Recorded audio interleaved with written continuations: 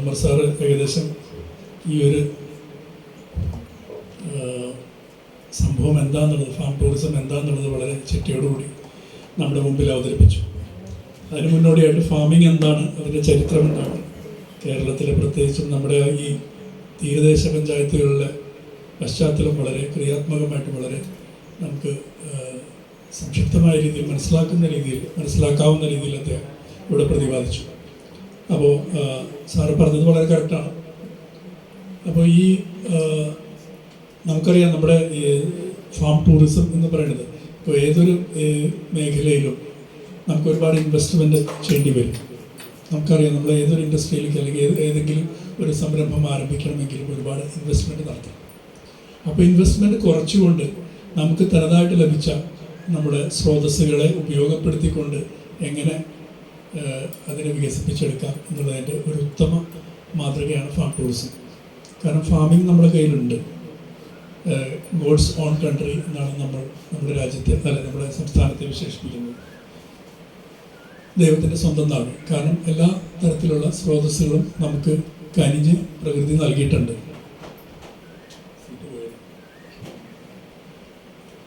നമുക്ക് ലഭിച്ചിട്ടുണ്ട്. അപ്പോൾ നമ്മുടെ പ്രദേശത്താണെങ്കിൽ നമുക്ക് കുളങ്ങളുണ്ട്, കിണറുകളുണ്ട്, തനതായ പരമ്പരാഗതമായിട്ടുള്ള തെങ്ങിനങ്ങളുണ്ട്, കവുങ്ങിനങ്ങളുണ്ട്.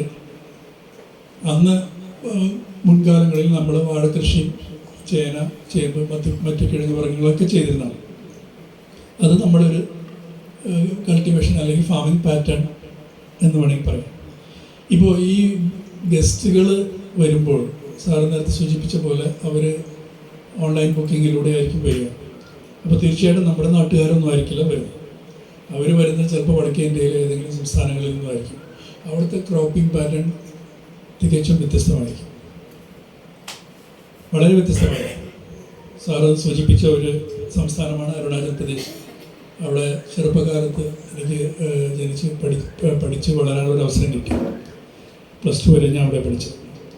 അപ്പോൾ അരുണാചൽ പ്രദേശ് എന്ന് പറയുന്നത് ഒരു ഹിമാലയൻ സ്റ്റേറ്റാണ്.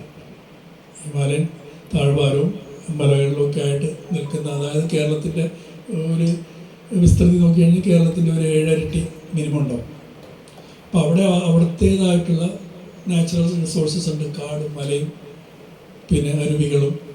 അത് വളരെ അന്നൊന്നും അവർ യൂട്ടിലൈസ് ചെയ്തിരുന്നില്ല. ഇന്നിപ്പോൾ ഇത്തരത്തിൽ യൂട്ടിലൈസ് ചെയ്തു തുടങ്ങി.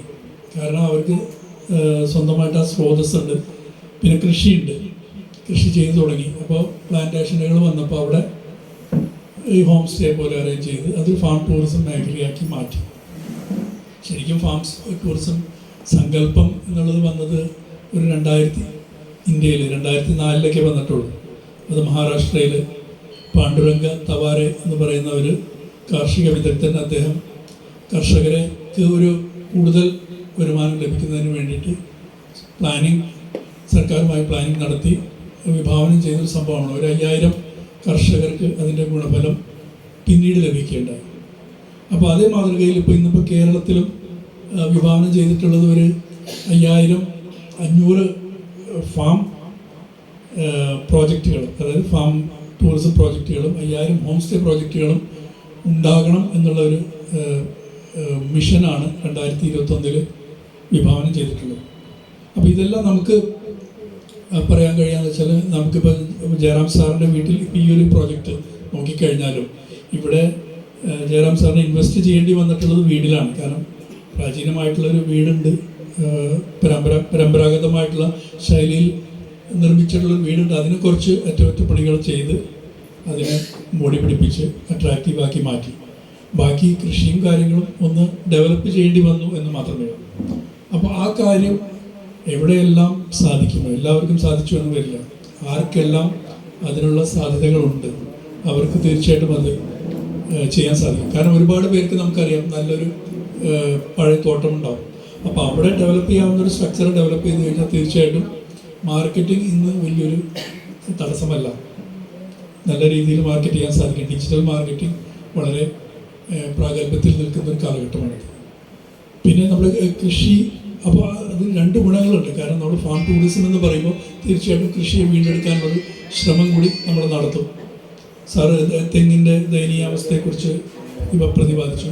അപ്പോൾ തെങ്ങ് നമുക്കറിയാം ഒരു ദീർഘകാല വിളയാണ്. ഇന്നിപ്പോൾ നാളികേരത്തിന് വിലയുണ്ട് എന്ന് പറഞ്ഞ് നമ്മൾ ഉടനെ വളം ചെയ്തു കഴിഞ്ഞാൽ അടുത്ത വർഷം അതിൻ്റെ വിളവ് വർദ്ധിക്കാൻ പോകുന്നില്ല. അതൊരു ഷെഡ്യൂൾ പോലെ തയ്യാറാക്കി ഒരു 3 വർഷം നമ്മൾ ആ ഷെഡ്യൂൾ പ്രകാരം പോയാൽ 4-ാം വർഷം ഉൽപ്പാദനത്തിൽ എന്തെങ്കിലും വ്യത്യാസം കാണാൻ സാധിക്കും.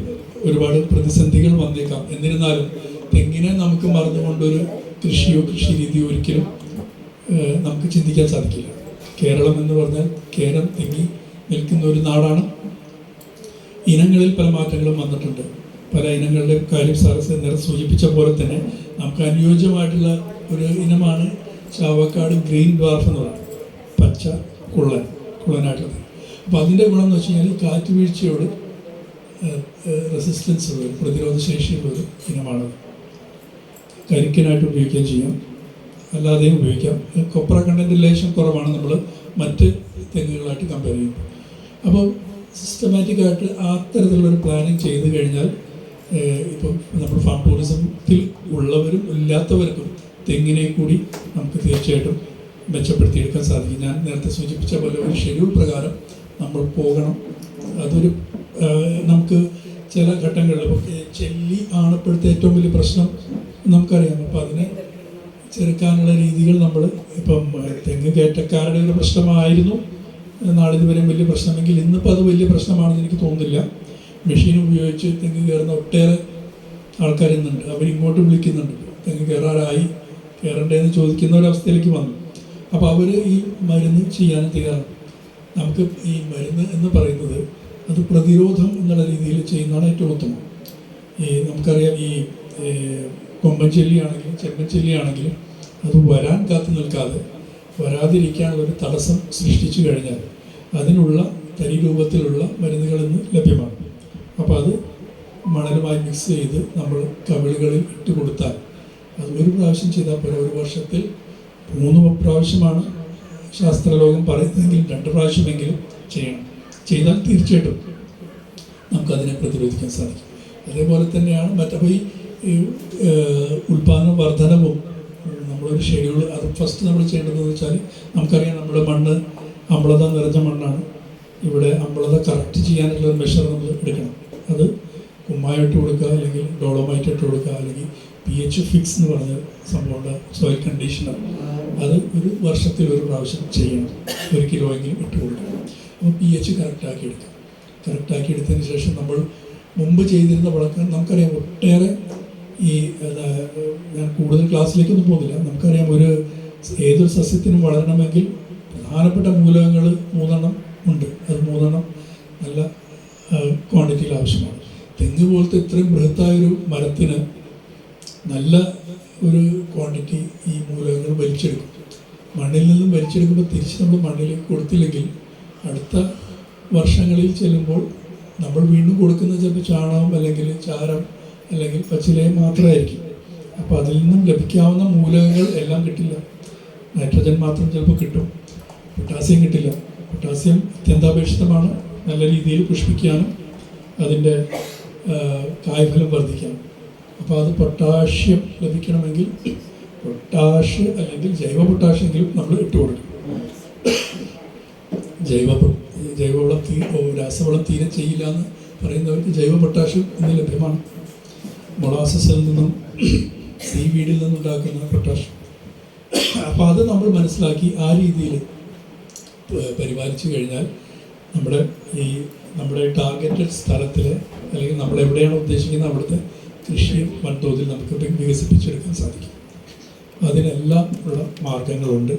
പിന്നെ വരുന്നത് നമ്മുടെ ഈ മാർക്കറ്റിംഗാണ്. മാർക്കറ്റിങ്ങിന് പ്രത്യേകിച്ച് ഇതുപോലത്തെ ഒരുപാട് സ്ഥാപനങ്ങളുണ്ട്. ARBNP പോലെ തന്നെ മറ്റ് സ്ഥാപനങ്ങളുണ്ട്. അവർ ഏറ്റെടുക്കും. പക്ഷെ അതിനുള്ളൊരു ഇൻഫ്രാസ്ട്രക്ചർ, അതിനുള്ളൊരു അറ്റ്മോസ്ഫിയർ നമ്മൾ ഉണ്ടാക്കി കൊടുത്തു കഴിഞ്ഞാൽ നേരത്തെ ഉമർ സാർ പറഞ്ഞ പോലെ ഇതൊന്നും കാണാതെ വരുന്ന പല സംസ്ഥാന മലയാളികൾ തന്നെ മലയാളികളായി എന്ന് മാത്രം പറയാം ഇവിടെ വന്നിട്ടേ ഇല്ല. മറ്റേതോ രാജ്യങ്ങളിൽ താമസിക്കുന്നവർക്ക് ഇവിടെ വന്നു കഴിഞ്ഞാൽ ഇവിടുത്തെ തനതായ രീതിയിലുള്ള നമ്മുടെ പരമ്പരാഗതമായിട്ടുള്ള സംസ്കാരം കാണിച്ചു കൊടുക്കാൻ നമുക്ക് സാധിച്ചു കഴിഞ്ഞാൽ അത് തന്നെയാണ് ഏറ്റവും വലിയ വിജയം. അത് ഈ ഫാം ടൂറിസത്തിന് നല്ലൊരു ഊന്നൽ കിട്ടും. ഇന്നത്തെ കേരളത്തിലെ ടൂറിസം ഇൻഡസ്ട്രി എന്ന് പറഞ്ഞാൽ തന്നെ 2024 40,000 കോടി ആയിട്ട് വർദ്ധിച്ചു. 2022 35,000 കോടിയായിരുന്നു. 2023 ഒരു വർഷം കൊണ്ട് അത്രയും വർധനമുണ്ടാക്കി. അപ്പോൾ 40,000 കോടിയുടെ ഒരു ഇൻഡസ്ട്രിയാണ് ടൂറിസം ഇൻഡസ്ട്രി. അതിൽ തന്നെ ഫാം ടൂറിസം ഏകദേശം ഒരു 40% ഫാം ടൂറിസം തന്നെയാണ്. കാരണം ഇന്നിപ്പോൾ ഈ പ്ലാന്റേഷനിൽ പോയി താമസിക്കുന്നതും മറ്റ് റിമോട്ട് പ്ലേസിൽ പോയി താമസിക്കുന്നതൊക്കെ ഫാം ടൂറിസമായിട്ടാണ് കണക്കാക്കുന്നത്. അപ്പോൾ കേരളത്തിൻ്റെ GDP-യിലേക്ക് 10% കോൺട്രിബ്യൂട്ട് ചെയ്യുന്നത് ടൂറിസം ഇൻഡസ്ട്രിയാണെന്നാണ് പറയുന്നത്. കാരണം നമ്മുടെ സംസ്ഥാനത്തിന് ഉതകുന്ന രീതിയിലുള്ള ഒരു ഇൻഡസ്ട്രിയാണിത്. അപ്പോൾ നമുക്ക് എന്താണോ അനുയോജ്യമായിട്ടുള്ളത് അത് നമ്മൾ മാക്സിമം ചെയ്യുക, അതാണ് വേണ്ടത്. കൃഷിയിലായാലും ശരി, നമുക്കറിയാം പലരും നമ്മുടെ നാട്ടിലൊന്നും കേട്ടുകേൾവിയില്ലാത്ത ചില വിളകൾ കൊണ്ടൊന്നും ഇവിടെ കൃഷി ചെയ്യും. അതൊരു കൗതുകത്തിന് വേണ്ടി 1-2 ചെയ്യാമെന്നല്ലാതെ നമുക്കായിട്ട് അനുഗ്രഹിച്ച് തന്നിട്ടുള്ള ഒട്ടേറെ വിളകളുണ്ട്. അത് തന്നെ മെച്ചപ്പെട്ട രീതിയിൽ വികസിപ്പിച്ചെടുക്കുക എന്നുള്ളതായിരിക്കണം നമ്മുടെ ലക്ഷ്യം. അല്ലാതെ കാശ്മീരിലോ അല്ലെങ്കിൽ ഗൾഫിലോ നന്നായിട്ടുണ്ടാകുന്ന ഒരു ചെടിയോ അല്ലെങ്കിൽ ഒരു വിളയോ ഇവിടെ കൊണ്ടുവന്നു കഴിഞ്ഞാൽ അത് വളരെയൊക്കെ ചെയ്യും, പക്ഷേ നമുക്ക് വേണ്ടുന്ന രീതിയിലുള്ള വിളവ് അതിൽ നിന്ന് ലഭിക്കില്ല. കാരണം അവിടുത്തെ അറ്റ്മോസ്ഫിയർ വേറെ, ഇവിടുത്തെ അറ്റ്മോസ്ഫിയർ വേറെ. ഇവിടുത്തെ അറ്റ്മോസ്ഫിയറിന് ഉതകുന്ന തരത്തിലുള്ള വിളകളാണ് നമുക്ക് സമ്മാനിച്ചിട്ടുള്ളത്. അതാണ് നമുക്ക് നമ്മുടേതായിട്ടുള്ള വെതർ പാറ്റേൺ ഉള്ളത്, ക്ലൈമറ്റ് കണ്ടീഷൻ ഉള്ളത്. അതാണ് പഴയ ഒരു നമ്മുടെ സാമൂതിരി രാജാവ് പറഞ്ഞൊരു വാക്യം വളരെ പ്രസക്തമാണ്. കുരുമുളകിൽ കൊണ്ടുപോകാൻ സാധിക്കുള്ളൂ, ഞാറ്റില കൊണ്ടുപോകാൻ സാധിക്കില്ലല്ലോ എന്ന് പണ്ട് പറഞ്ഞിട്ടുണ്ട്. കാരണം നമുക്ക് കിട്ടിയൊരു അനുഗ്രഹമാണ് ഞാറ്റില.